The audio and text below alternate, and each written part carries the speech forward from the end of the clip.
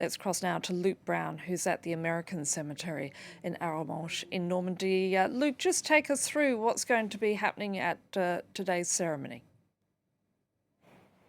Yeah, the ceremony is just getting underway here at the American military cemetery here in Normandy at Colleville-sur-Mer. We've just had the flight past from the military jets from the French Air Force, but also from some heritage aircraft from the 1940s flying overhead. We've also just heard the French and American national anthems being performed by the military bands.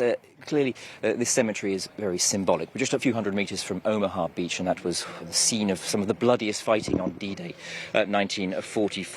Over 9,000 war graves here mark the final resting place of the US military servicemen who fell in that day and in the following days in the Normandy campaign. And it's very moving to speak to some of the people who have made the journey. There are a number of veterans that have made the journey.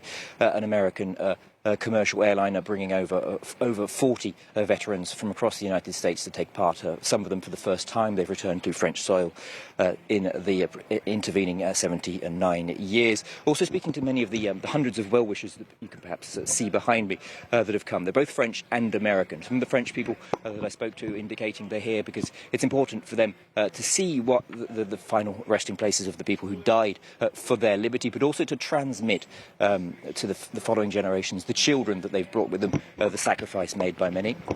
Also spoke to a couple of American tourists for their first journey to Europe, some 69-year-olds, for example. They said it's very sobering to see the sacrifice that was made by many of their fellow countrymen, and to visit the beaches, to see the scenes of the battle, to see where it happened. Of course, all that increasingly relevant with the threat of military conflict once again raising its head on the European continent. So clearly a very symbolic moment here in Normandy. Thank you. Luke Brown reporting there from Arromanches at the American Cemetery there in Normandy.